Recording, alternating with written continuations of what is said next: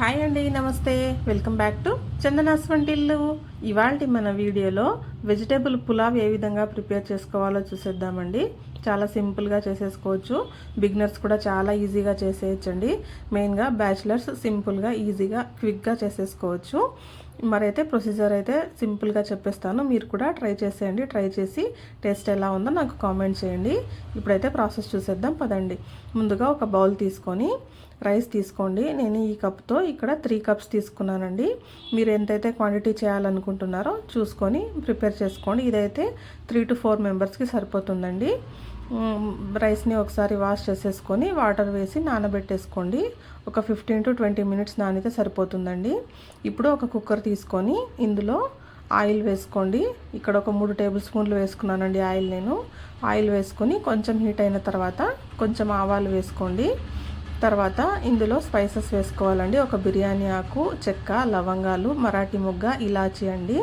ఇవన్నీ ఇందులో వేసేసుకొని కాసేపు ఫ్రై చేసుకోండి. దీని ఫ్లేవర్స్ అన్నీ రిలీజ్ అవుతాయండి ఆయిల్లో. ఇలా ఒక 2 మినిట్స్ అలా ఫ్రై చేయండి చాలు. తర్వాత ఇందులోకి ఒక 4 పచ్చిమిర్చి ఈ విధంగా పొడవుగా కట్ చేసుకొని వేసుకోండి. తర్వాత అలాగే ఆనియన్స్ అండి. నేను ఇక్కడ 2 ఆనియన్స్ తీసుకున్నాను, చిన్నవి ఆనియన్స్ కూడా కట్ చేసుకొని ఇలా పొడవుగా కట్ చేసి వేసుకోండి. తర్వాత ఇందులోకి 2 రెమ్మల కరివేపాకు వేసుకోండి. తర్వాత అలాగే జింజర్ గార్లిక్ పేస్ట్ అండి, ఒక టేబుల్ స్పూన్ వేసుకోండి. వేసి బాగా మిక్స్ చేసేయండి. ఈ అల్లం వెల్లుల్లి పేస్ట్లో పచ్చివాసన పోయేంత వరకు కాసేపు ఫ్రై చేసుకోండి. అల్లం వెల్లుల్లి పేస్ట్లో పచ్చివాసన పోయిన తర్వాత కొంచెం పుదీనా, కొంచెం కొత్తిమీర వేసుకోండి. ఈ పులావ్లోకి మనకు పుదీనా ఫ్లేవర్ చాలా బాగుంటుందండి, తప్పకుండా వేసుకోండి. వేసి వీటిని కాసేపు ఫ్రై చేసిన తర్వాత మనము 8 నుంచి ఒక 10 అవర్స్ నానబెట్టుకున్న బఠానీ వేసుకోవాలండి. బఠానీ కూడా వేసిన తర్వాత ఇందులోకి మనం వెజిటేబుల్స్ యాడ్ చేసుకోవాలి.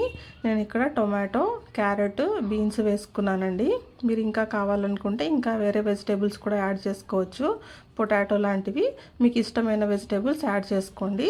యాడ్ చేసి మొత్తం అంతా ఒకసారి మిక్స్ చేసేసి వెజిటేబుల్స్ని ఆయిల్లో కాసేపు మగ్గనివ్వండి. కాసేపు మగ్గిన తర్వాత కారం పొడి వేసుకోండి. ఒక టేబుల్ స్పూన్ కారం పొడి, 1/2 టేబుల్ స్పూన్ ధనియాల పొడి, 1/2 టేబుల్ స్పూన్ గరం మసాలా, అలాగే ఒక టేబుల్ స్పూన్ సాల్ట్ వేసుకోండి. సాల్ట్ చూసి మీ టేస్ట్కి తగ్గట్టుగా వేసుకోండి. వేసి మొత్తం అంతా ఒకసారి మిక్స్ చేసేసుకోండి. ఈ పౌడర్స్ కాసేపు అలా ఫ్రై అయిన తర్వాత ఇప్పుడు మనం ఇందులోకి నానబెట్టుకున్న రైస్ వేసుకోవాలండి. ఇప్పుడే వాటర్ వేయకండి, ఫస్ట్ రైస్ మాత్రమే వేయండి.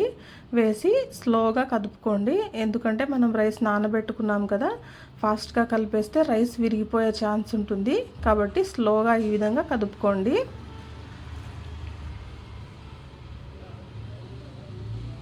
ఇలా మిక్స్ చేసుకొని ఈ రైస్ని ఇలాగే ఒక 2 నుంచి 3 నిమిషాల పాటు అలాగే ఉండనివ్వండి. ఒక 2 to 3 మినిట్స్ అలాగే ఉండనిచ్చిన తర్వాత ఇప్పుడు ఇందులోకి మనం వాటర్ వేసుకోవాలండి.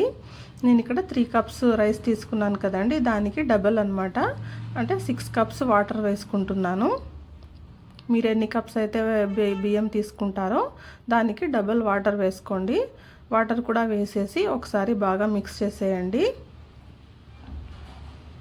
ఇలా మిక్స్ చేసుకున్న తర్వాత ఇప్పుడు ఒకసారి సాల్ట్ చెక్ చేసుకోండి. సాల్ట్ కానీ కారం కానీ ఏమైనా తక్కువైతే ఒకసారి యాడ్ చేసుకోండి. నేను ఇక్కడ కొంచెం సాల్ట్ వేసుకున్నాను.